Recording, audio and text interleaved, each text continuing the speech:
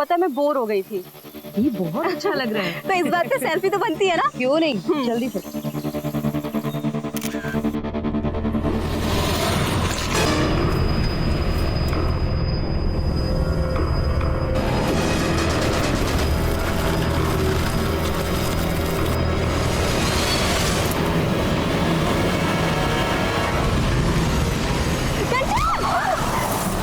साले अंधे, तुझे दिखाई नहीं देता क्या? उठो कंचन, तू ठीक है ना? छोड़ो दी। पता नहीं आजकल के ड्राइवर कौन दे देता है इनको ड्राइविंग लाइसेंस। अब ये भी जो आपने देखा वो किसी के साथ भी हो सकता है। नमस्कार, मैं सीनियर इंस्पेक्टर विवेक शर्मा और स्वागत है आपका क्राइम पेट्रोल दस्तक में। हमारे साथ ऐसे तरह तरह के एक्सीडेंट्स होते रहते हैं। रोज ऐसी कितनी खबरें आती हैं, लेकिन क्या यह महज एक्सीडेंट था? यह भी तो हो सकता है कि ये कोई हादसा ना होकर कोई सोची समझी साजिश हो या फिर आने वाले अपराध की दस्तक।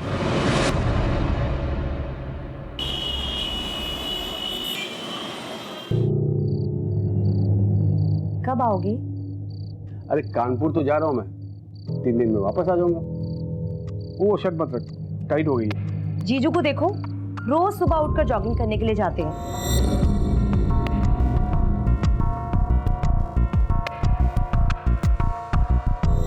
तू और तेरे जीजू, जब तक तू उसका नाम नहीं लेती ना सुबह से, तेरा खाना नहीं बचता, दिन नहीं गुजरता तेरा। मेरे जीजू है ही वर्ल्ड के बेस्ट जीजू। कितना हार्ड वर्क करते हैं वो। हाँ, ये बात तूने सही कहा। वैसे हार्ड वर्क तो मुझे भी करने का दिल कर रहा है। अरे क्या कर रहे हो? क्या कर रहा हूँ? पापा, आज हम भी आपके साथ सोएंगे। पापा, कल आप चले जाएंगे ना, इसके लिए आज हम आपके साथ ही सोएंगे। मैं भी। ठीक है बेटा, आओ। ध्यान रखना अपना। हाँ।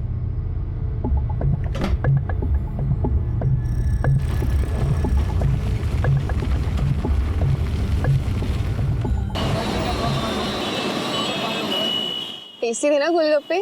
तुम्हारे साथ सब टेस्ट लगता है। चलो मैं पे करके आती हूँ।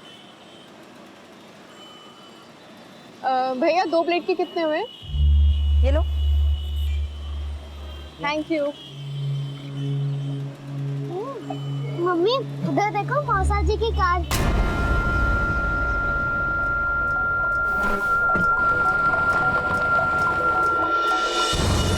ये पैसे लो। चलो।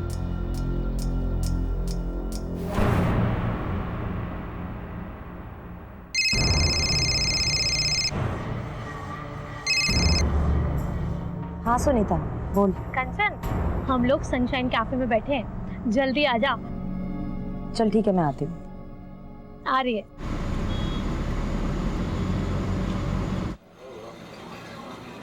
हाय। हाय, कैसी हो? तो क्या गॉसिप हो रही है यहाँ? किसी किसी की लाइफ में कितना स्पाइस होता है, हनीमून पीरियड खत्म ही नहीं होता है। नहीं, किसका हनीमून पीरियड नहीं खत्म हो रहा है? वो देखना कपल तेरे पीछे।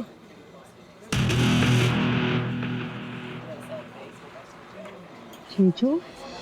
वो तेरी दी जीजू है क्या? नहीं नहीं, वो पीछे से देखने में मुझे ऐसा लगा मेरे जीजू। कोई और है। okay. अच्छा सुनो, मैं चलती हूँ, मुझे बच्चों को ना पिक करना है ट्यूशन। अरे अभी तो आई हो, क्या बैठ रहा हूँ थोड़ा सा। नहीं नहीं, लेट हो रहा है। मैं ना फिर कभी आऊंगी। हाँ अच्छा, तू भी ना। Bye bye.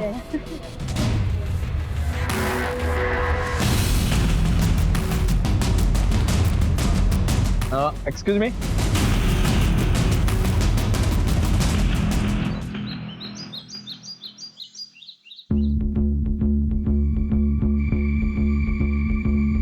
क्या कर रहे हो तुम दोनों? देखने लगी मैं कुछ जरूरी काम कर रही हूँ। मम्मी, आप क्या काम कर रही हो? आप तो बस मौसा जी को फोन लगा रही हो ना। नहीं, मैं लगा। अरे क्या कर रही है रिया तू?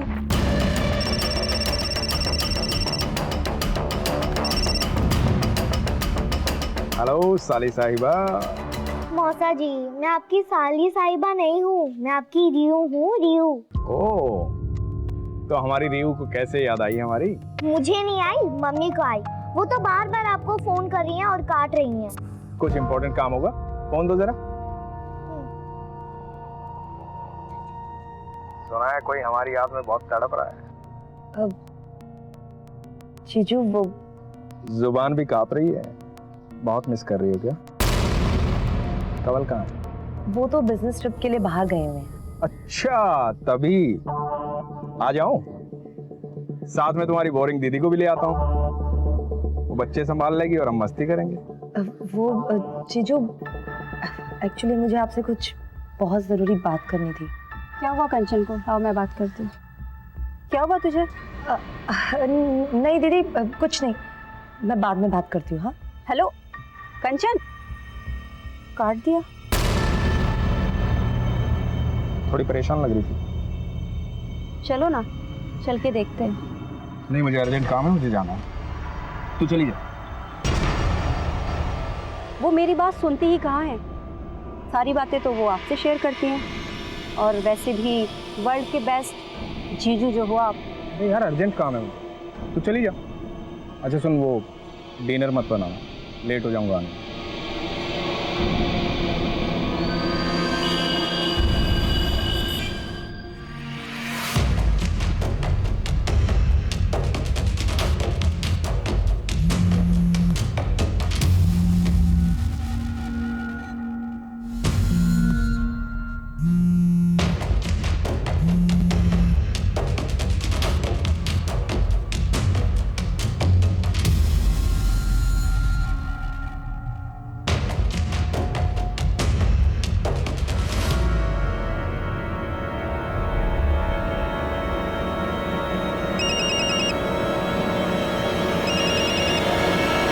जीजू, इतनी रात को भी जीजू की याद आ रही है तुम्हें? हाँ, अब जीजू का नाम लेके इतना भी मत जला।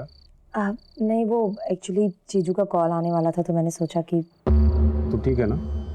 हाँ, क्यों? नहीं, थोड़ी परेशान लग रही है तुम। नहीं, बस आपको मिस कर रही हूँ। मेरी हॉट बीवी, मेरे बच्चों का ख्याल रखना। कानपुर से जल्दी आकर हॉट बीवी और बच्चों को ढेर सारा प्यार दूंगा मैं। अभी रखता हूँ, love you too, bye bye.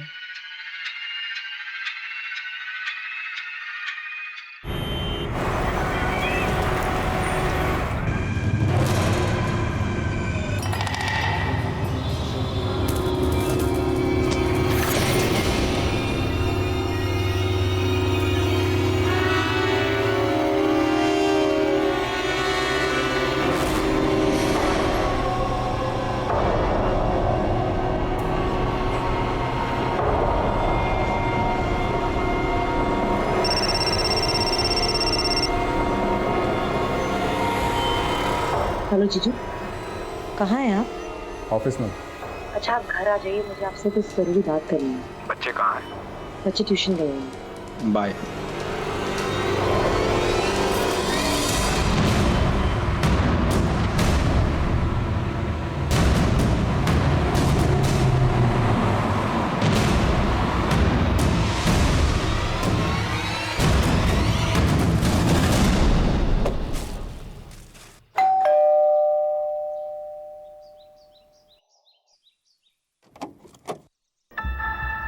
Pretty pretty flowers मेरी प्रीटी प्रीटी साली के लिए।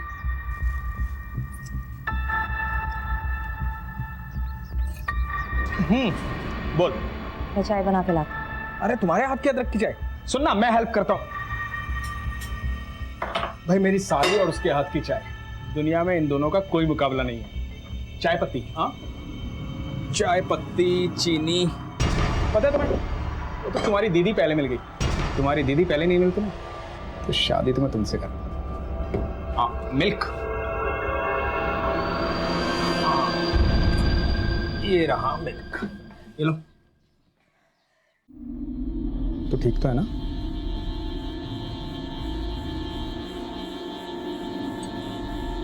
अरे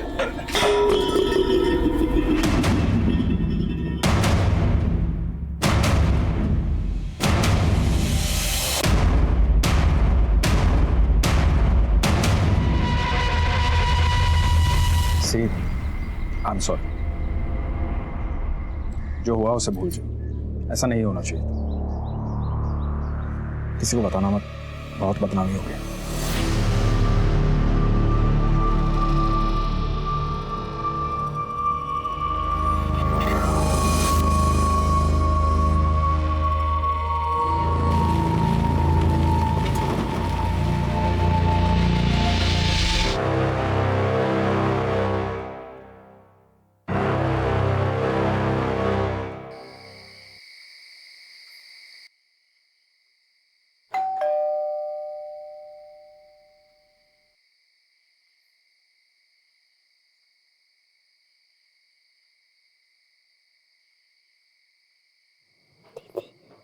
दीदी लगता है डैडी आ गए।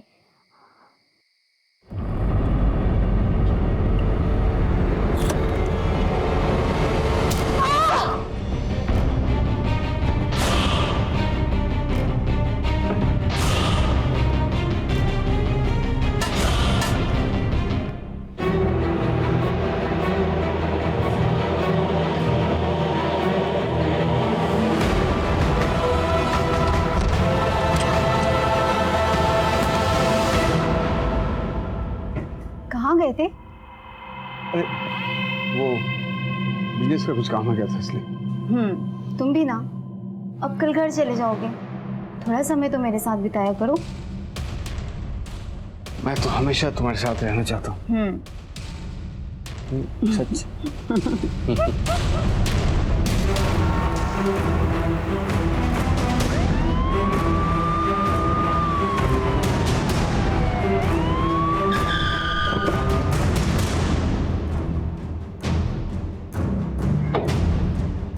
सर, एक औरत और 2 बच्चों की हत्या हुई। हस्बैंड घर पे ही है।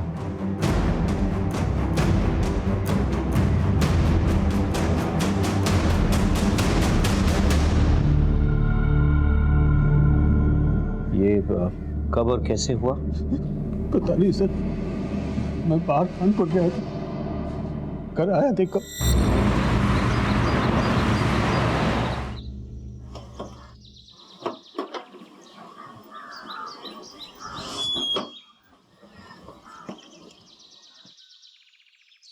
सुबह सुबह ही कहाँ चलेगी? कंचन कहाँ हो?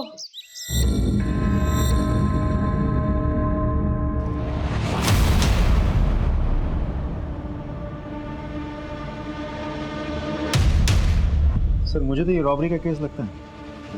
अलमारी का लॉक तोड़ा गया है, तिजोरी बिल्कुल खाली है। और ये देखिए सर, ब्लड के ट्रेसेस भी तो हैं। तुम्हें तो कह रहे थे कि कोई फोर्स एंट्री नहीं हुई है। जी सर, मैंने चेक किया था, कोई फोर्स एंट्री तो नहीं हुई थी। लेकिन सर, ऐसा भी तो हो सकता है कि कंचन ने बिना देखे दरवाज़ा खोला हो और किलर ने अंदर आते ही तुरंत उस पर अटैक किया हो। क्योंकि जिस तरीके से कंचन की बॉडी नीचे दरवाजे के बिल्कुल पास पड़ी है और ब्लड के ट्रेसेस भी दिख रहे हो, इससे ये बात तो साफ हो जाती है कि किलर ने उसे दरवाजे के आसपास ही कहीं मारा। काम करो, फॉरेंसिक से कहो कि अलमारी से ब्लड सैंपल्स और फिंगरप्रिंट्स कलेक्ट करें। सर, अच्छा, ऊपर वाले अलमारी में कोई कैश ज्वेलरी वगैरह कुछ था क्या? तो 3 लाख रुपए कैश और 3 लाख के गहने भी थे। कुछ भी नहीं। ज्वेलरीज की फोटोग्राफ्स है आपके पास? इनसे ज्वेलरीज की फोटोग्राफ्स कलेक्ट कर लेना। हाँ, टाइम से विनीत, फॉरेंसिक के बाद तुरंत बॉडी पोस्टमार्टम के लिए भेजो। सर, मैं ये कह रहा था कि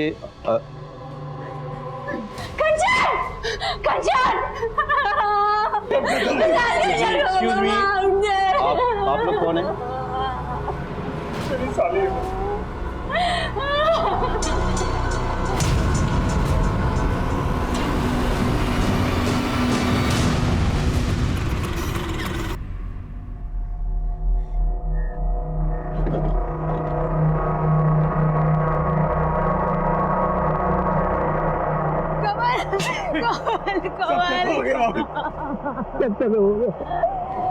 कंचन बच्चे सब मैंने तुझसे कहा था कंचन की कुंडली में दोष है, उसे अकेला मत छोड़ना। मैं तुझे एक बार नहीं मानी। कामिनी, भाभी संभालिए अपने आप को। भाभी भाभी है, नीता भाभी।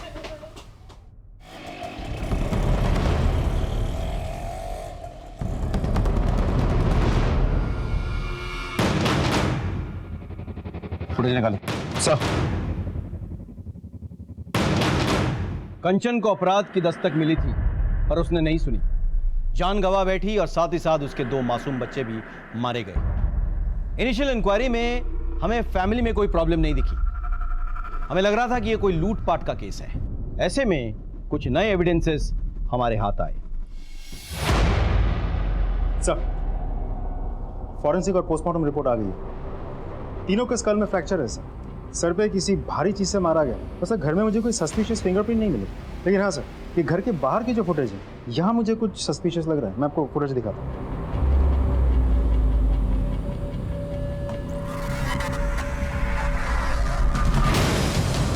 दिल्ली की इतनी गर्मी में ये उड़ उड़ के कहाँ जा रहा है?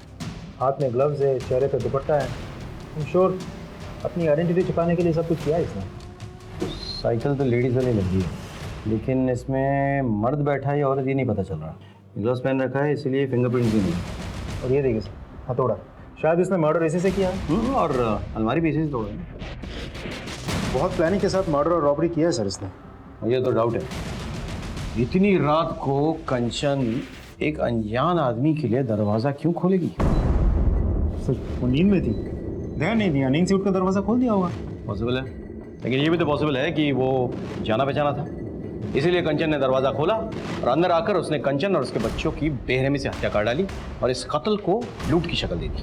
पॉसिबल है सर, लेकिन ये भी तो हो सकता है कि किलर को पहले से ही पता था कि घर में कैश और ज्वेलरी रहते हैं, इसीलिए लूटपाट के इरादे से ही वो घर में घुसा, एक एक करके सबको मारा, कैश और ज्वेलरी लिया और फरार हो गया। यही तो पता करना है कि ये लूट के लिए मर्डर था या मर्डर करके से लूट की शक्ल दी गई। एनीवे, साइकिल का कुछ पता चला? सर मैंने सारे फुटेज चेक किए, लेकिन कंचन के घर से 2 गली तक ही फॉलोअप कर पाए, फिर साइकिल कुछ पता नहीं चला। अंजना, तुम एक काम करो, वो एरिया के आसपास भी चेक करो, हो सकता है वहाँ से कुछ पता ओके सर। ओके, देखना यह है कि कंचन की किसी से दुश्मनी थी या नहीं।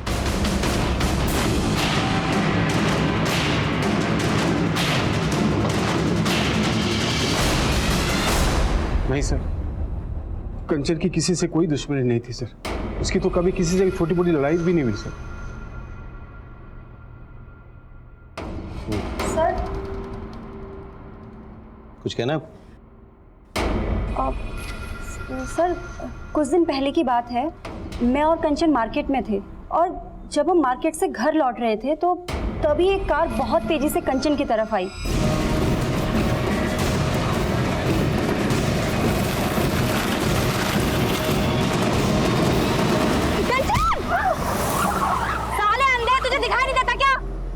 उठो कंचन।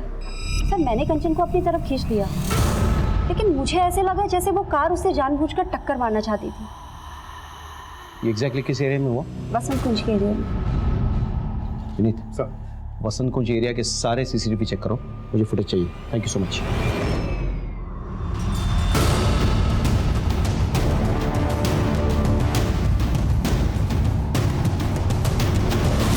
फुटेज में ड्राइवर का चेहरा कुछ क्लियर नहीं है। गाड़ी के डिटेल्स निकलवा। सर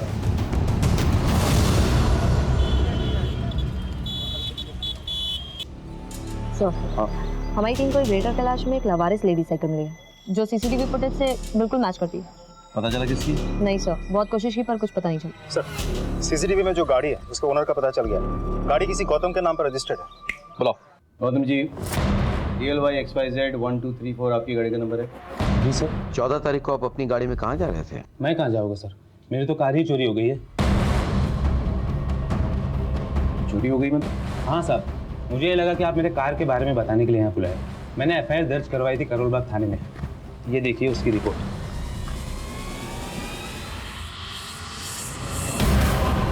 11 जुलाई को मेरी कार चोरी हुई थी सर। कुछ पता चला सर? नहीं, अभी कुछ पता नहीं चला है, पता चलते ही आपको खबर कर देंगे। अब जा सकते हैं। ठीक है सर। नहीं, तुम एक काम करो, कंचन के घर के बाहर जो CCTV कैमरा है प्लस आसपास के इलाके में जो भी CCTV कैमरा मिले उसके फुटेज निकलवाओ तुम 1 हफ्ता पहले की। ओके सर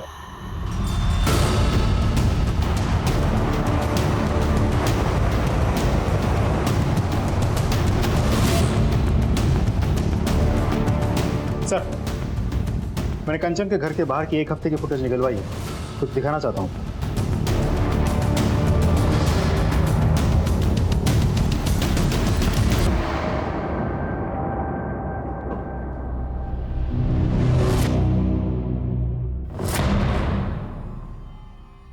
ये तो साफ है कि आप अपनी बहन और अपने पति की जासूसी कर रही थी। सवाल ये उठते हैं कि क्यों? आई एम सॉरी सर, मुझे थोड़ा डाउट हो गया था। क्या कि आपके पति का आपकी बहन के साथ चक्कर चल रहा है? बहुत हंसी मजाक करते हैं और कंचन से भी उनकी बहुत जमती थी।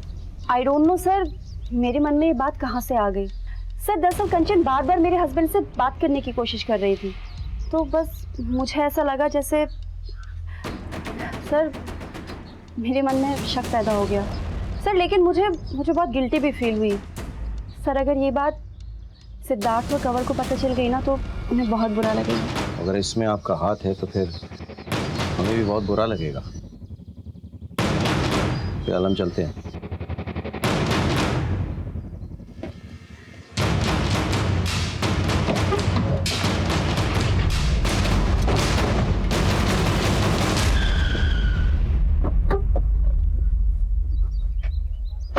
हमने कामिनी पर नजर रखी, उसके कॉल रिकॉर्ड्स निकलवाए, लेकिन वो क्लीन लग रही थी। और भी कई सारे लीड्स हमारे हाथ आए, लेकिन उससे कोई फायदा नहीं हुआ। सारे रास्ते कहीं ना कहीं जाकर बंद हो रहे थे।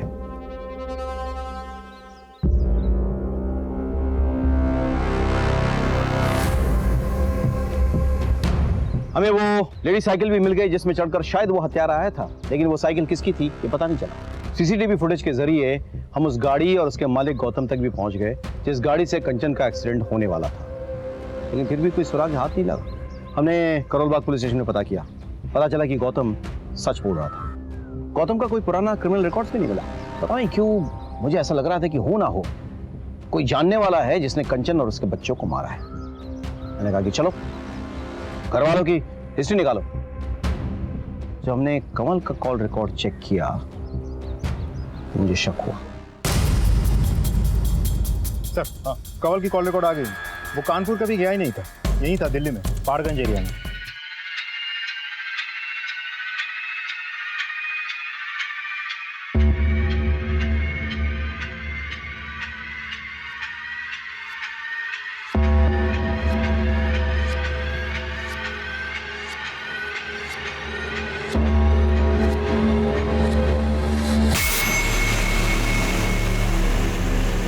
पहाड़गंज वहाँ तो बहुत सारे होटल्स हैं।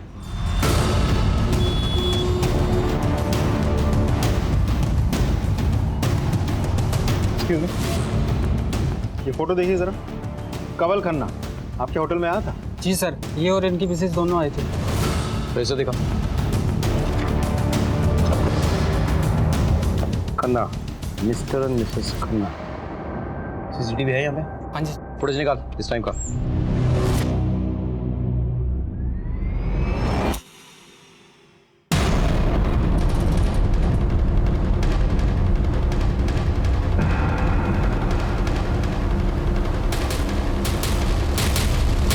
ये तो आप कानपुर में नहीं दिल्ली में थे, वो भी पहाड़गंज में एक होटल में। पहाड़गंज के होटल में आप क्या कर रहे थे? Mister and Mrs Khanna. लेकिन मिसेस खन्ना तो थी नहीं वहाँ पे। ठीक है सर, वो मिसेस खन्ना मेरी भाभी है, मिसेस नीता खन्ना। अच्छा, तो अपने बीवी से झूठ बोलकर आप अपने भाभी के साथ बंद कमरे में एक होटल में क्या कर रहे थे? जबान संभाल कर बात करिए इंस्पेक्टर। आप किसी सड़क छाप इंसान से बात नहीं कर रहे हैं, आप खन्ना फैमिली से बात कर रहे हैं। नीता जी, पहली बात तो ये है कि आप फिलहाल पुलिस स्टेशन में हैं तो जरा तमीज से पेश आइए। और दूसरी बात, कंवल जी को अगर अपनी फैमिली की इज्जत की इतनी परवाह थी तो 3 दिन तक झूठ बोलकर होटल के कमरे में आपके साथ क्या कर रहे थे? क्यों? कानून की ऐसी कौन सी किताब में लिखा है कि देवर और भाभी किसी होटल में कमरा लेकर एक साथ नहीं रह सकते? कानून की किसी किताब में ये नहीं लिखा हुआ, लेकिन ये जरूर लिखा हुआ है कि देवर और भाभी मिलके किसी का मर्डर नहीं कर सकते हैं। हमने कंचन और बच्चों को नहीं मारा है इंस्पेक्टर साहब। देखिए सर, मैं 15 साल का था सिर्फ, तब भैया गुजर गए। भाभी ने मुझे पाल पोस कर बड़ा किया। मेरे शादी के बाद कंचन को भाभी से प्रॉब्लम्स होने लगे, क्योंकि मॉडर्न सोच की थी और भाभी को पुरानी सोच की। दोनों में इश्यूज होने लगे। भाभी गांव चले गई। कंचन को मेरा भाभी से मिलना जुलना बिल्कुल पसंद नहीं था, लेकिन मैं अपनी जिम्मेदारी से कैसे मुंह फेर लेता सर बताइए आप। इसीलिए मैं छुपकर होटल के कमरे में जाता ताकि इनको मैं घर खर्ची के लिए कुछ पैसे दे सकूं, बस। होटल के कमरे में छुप कर? अगर मैं बंद कमरे में अपनी भाभी से मिलता हूं तो इसमें गलत क्या है सर बताइए मुझे। कंवल, ये लोग हमारे रिश्ते को नहीं समझेंगे। आज्ञा चाहूंगी। चलो कंवल।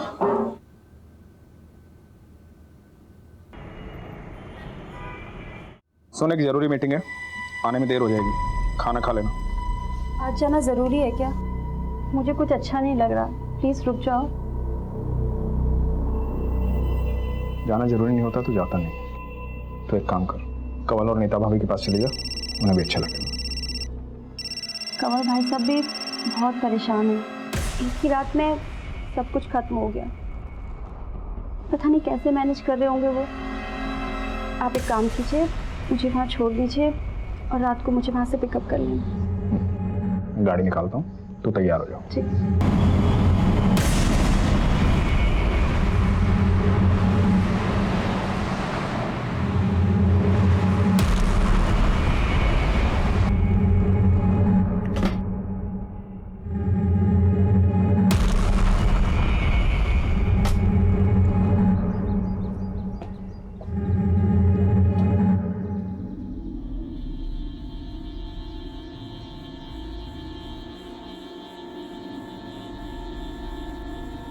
नीता भाभी, कंवल भाई साहब, भाभी। तू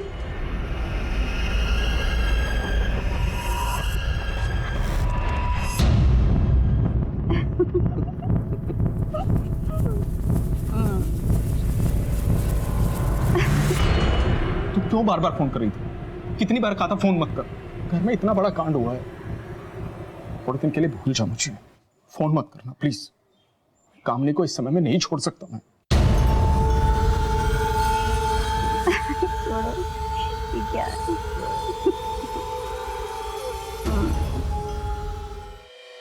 Siddharth, I need your help Siddharth, मुझे तुम्हारी जरूरत है। बेबी प्लीज समझने की कोशिश करो प्लीज। तुम समझने की कोशिश करो सिद्धार्थ, आई एम प्रेग्नेंट।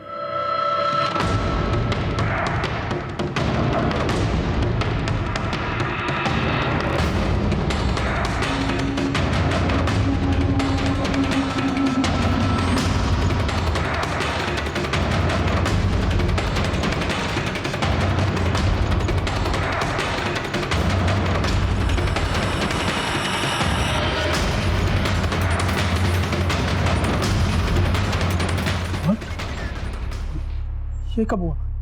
अरे हमने प्रोटेक्शन यूज की थी। कभी कभी प्रोटेक्शन फेल हो जाती है। बेबी मैंने तुम्हें बताया था हमारा कोई फ्यूचर नहीं है। और देखो मैंने बताया था मैं शादीशुदा हूँ। ये सब बताने की जरूरत नहीं है। अरे मैं नहीं बोल रही हूँ कि तुम मुझसे शादी करो या मेरे बच्चे को अडॉप्ट करो। मैं खुद इस बच्चे को नहीं अपनाना चाहती हूँ। मैं अपना करियर स्पॉइल नहीं करना चाहती इस बच्चे के लिए। मैं सिर्फ इतना चाहती हूँ कि तुम मेरे साथ हॉस्पिटल चलो। अगर मैं अकेले जाऊंगी ना सिद्धार्थ, तो ये मेरे लिए बहुत बड़ी एम्बैरेसमेंट होगी। मैं बस तुमसे रिक्वेस्ट कर रही हूँ, बस एक बार ये अबॉर्शन हो जाए ना, उसके बाद देखते हैं हमारे रिलेशनशिप का क्या करना है।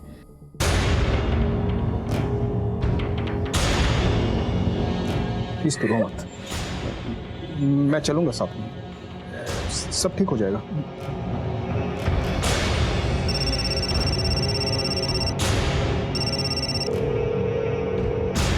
ये सिद्धार्थ फोन क्यों नहीं उठा रहे? सिद्धार्थ, मेरी इस हालत में भी तुम्हें तुम्हारी वाइफ की पड़ी हुई है ना। सिद्धार्थ, तुम्हें मेरी कोई फिक्र नहीं है। ऐसा नहीं है बेबी, प्लीज ऐसा नहीं है। फोन उठाओ प्लीज।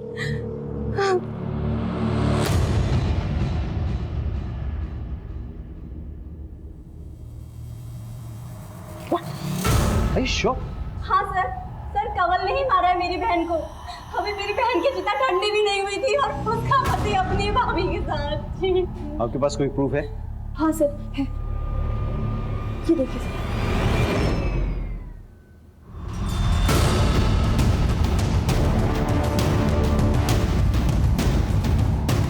सर। मैंने कुछ नहीं किया सर। तेरे पवित्र रिश्ते की तो पोल खुल गई है। अपने बीवी बच्चों को क्यों मारा ये तू बताएगा या तेरी पूजनीय भाभी? मेरा यकीन कीजिए सर, हमने कुछ नहीं किया। कमीना है तू, कमीना। क्या आती है मुझे तुझ पर? ऐसी घटिया हरकत करने के लिए तूने मेरी बहन और उसके बच्चों को मार दिया। छे सर, लेके जाइए इसे। चलिए लेके जाइए इसे। बच्चे को नहीं मारे, लगता है मैं अपने खुद के बच्चे को मारूंगा। छोड़ो मुझे। तो गलत फहमी हुई है। मेरी साली को मारा तूने? हाँ? मेरी साली को मारा तूने? अपने बच्चों को मार तूने? शर्म नहीं आई तुझे? यार साले छोड़ूंगा नहीं, छोड़ूंगा नहीं तुमको।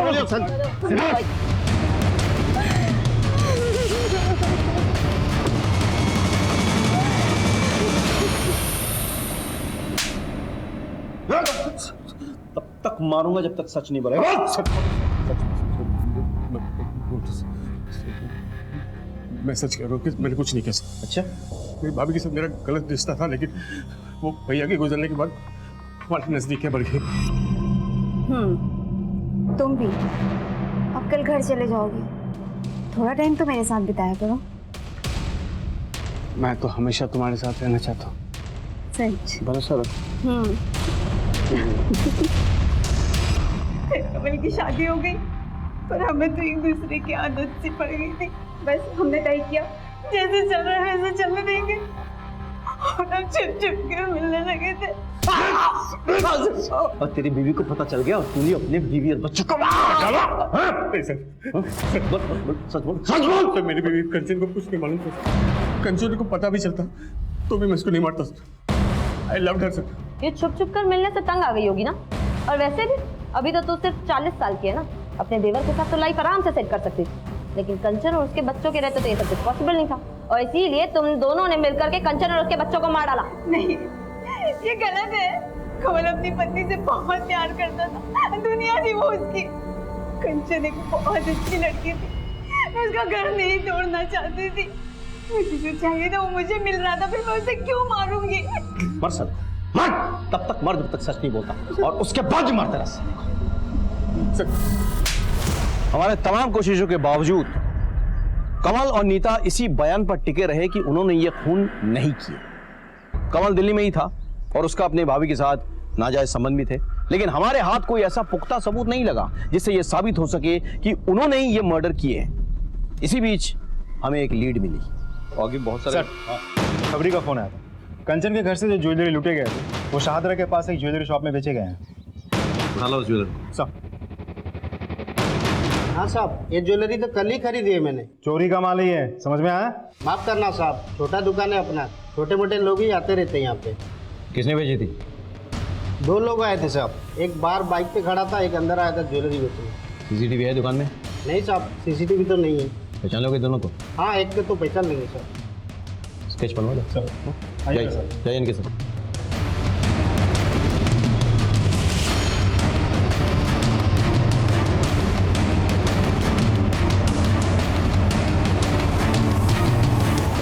सर, स्केच बन गया। तो हमारे सस्पेक्ट में से कोई भी नहीं। सर, हो सकता है मामला सच में रॉबरी का हो और ये आदमी उसी गैंग का कोई हो।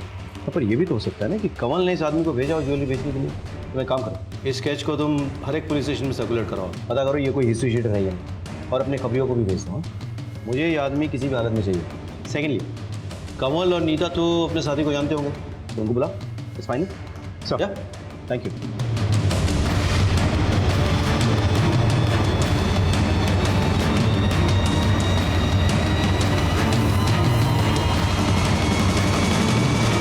पहचानते हो? नहीं सर। आप? नहीं सर। इसे पहचानते हो? नहीं सर। कामिनी जी कहाँ है? शायद वो जानती हो।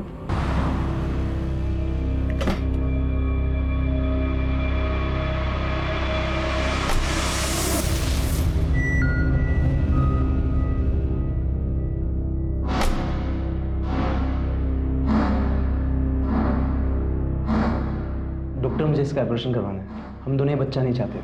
ये आपकी पत्नी है? नहीं, ये मेरी गर्लफ्रेंड है। दरअसल क्या है ना, हम लिविंग रिलेशनशिप में रहते हैं, करियर की बात है। ओके, मैं कल के लिए बुकिंग ले लेता हूँ और आपको ना कुछ टेस्ट कराने पड़ेंगे। मिश्रा जी, ये टेस्ट करवा लेना, ठीक है? आप लोग जाइए इनके साथ।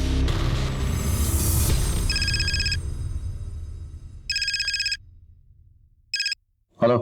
हाँ सर, आपने जो स्केच दिया था वो लड़का आया है क्लिनिक में एक लौंडिया लेकर, अच्छा बच्चा गिराने की बात कर रहे हैं। हाँ सर, कल सुबह आएगा फिर। गुड गुड, ठीक है, थैंक यू सो मच।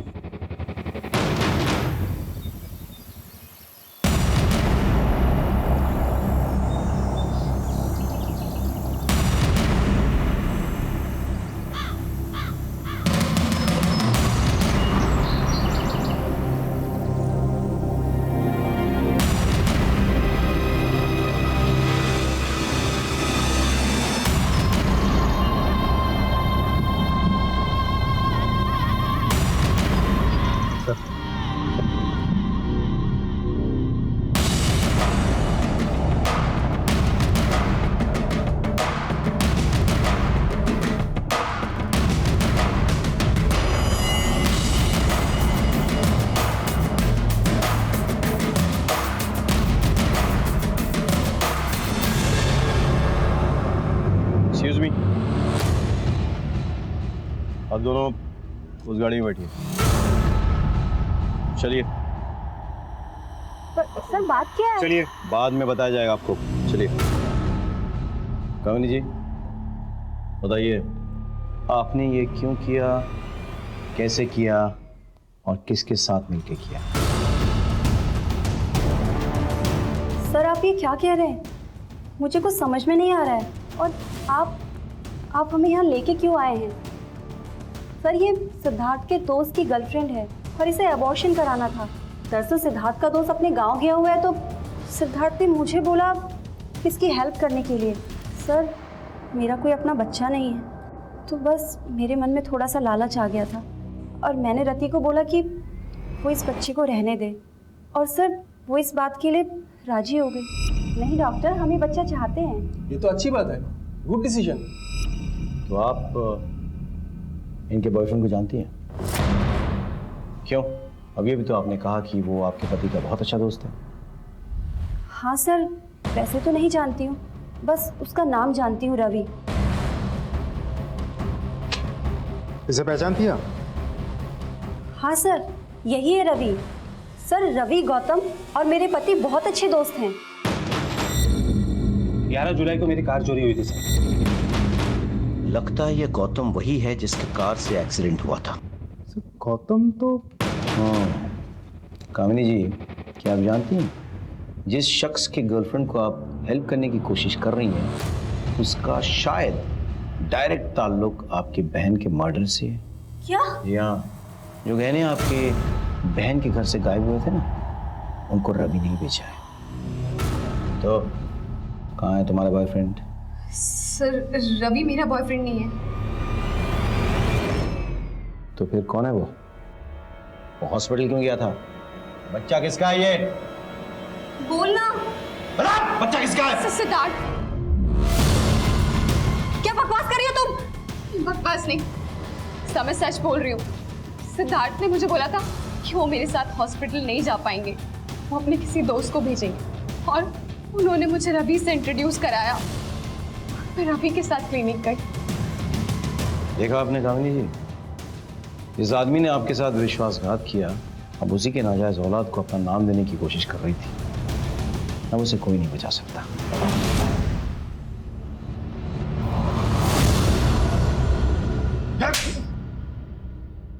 चल। सर कंचन को मेरे और रति के बारे में पता चल गया।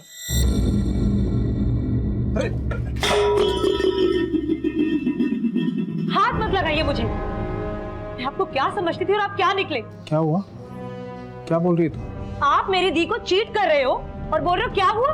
मैंने खुद अपनी आंखों से आपको उस लड़की के साथ देखा है। यहाँ पर मैं सारा दिन आपके नाम की माला जपते नहीं थकती कि मेरे जीजू वर्ल्ड के बेस्ट जीजू हैं। और आप एक घटिया इंसान निकले।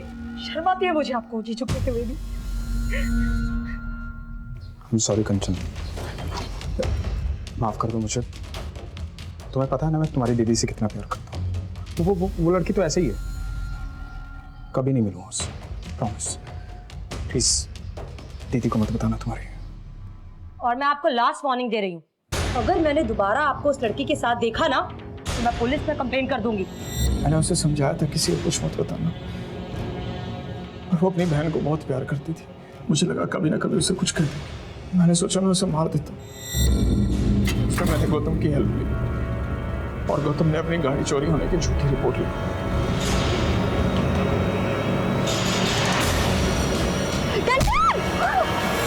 वो बच गई थी सर। मेरी टेंशन और बढ़ गई थी। मुझे लगा कि मुझे खुद उसे मारना होगा। मैंने अपनी बीवी कामले के कपड़े पहने और मैंने रास्ते से लेडीज साइकिल उठाई और फिर मैं कंचन के घर गया।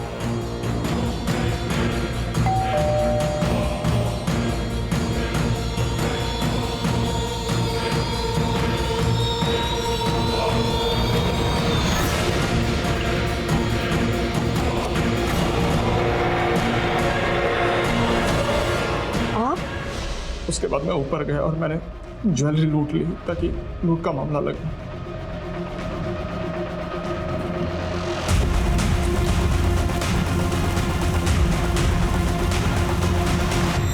मैंने सारी ज्वेलरी गौतम और रवि को दे दी और मैं उन्हें कहा था कि इसे बेचना मत, पर वो साले कमीने।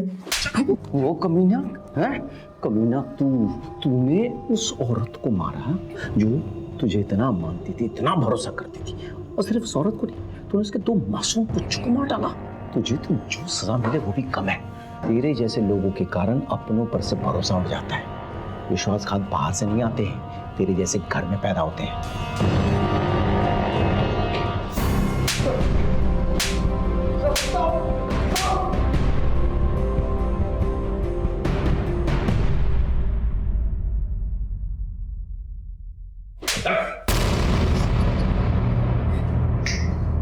चलो।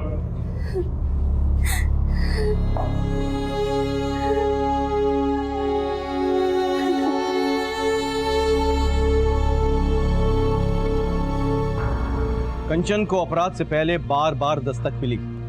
उसने गोलगप्पे वाले के पास सिद्धार्थ की गाड़ी में रति को देखा, दोनों को कैफे में रोमांस करते देखा, झंडे वाले मेट्रो स्टेशन में भी उसने दोनों को देखा। लेकिन वो इस दस्तक को समझ नहीं पाई। वो ये नहीं समझ पाई कि जो आदमी अपनी पत्नी को धोखा दे सकता है वो किसी भी हद तक गिर सकता है। लेकिन उसने इस बात का जिक्र अपने दीदी से नहीं किया, क्योंकि वो अपने दीदी के घर में दरार नहीं पैदा करना चाहती थी। वो तो इस दस्तक को भी नहीं पहचान पाई कि उसकी दीदी कामिनी के मन में उसकी और जीजाजी को लेकर शक पैदा हो गया था। यहां तक कि कामिनी ने भी एक दस्तक को नजरअंदाज किया। जब गौतम की गाड़ी ने कंचन को टक्कर मारने की कोशिश की, तब कामिनी को ऐसा लगा कि ये ड्राइवर जानबूझकर कर रहा था, लेकिन उसने इस बात को सीरियस नहीं लिया। वो अपने प्रॉब्लम्स में इतनी उलझी हुई थी कि उसने इस दस्तक को सुनकर भी अनसुना कर दिया। अगर उस वक्त कामिनी पुलिस स्टेशन चली गई होती तो शायद आज कंचन जिंदा होती और साथ में उसके बच्चे भी। इसी के साथ मैं सीनियर इंस्पेक्टर विवेक शर्मा आपसे विदा लेता हूं। कल फिर मिलेंगे। सतर्क रहिए, देखते रहिए क्राइम पेट्रोल दस्तक। मकसद सिर्फ बताना नहीं, बचाना है। जय हिंद।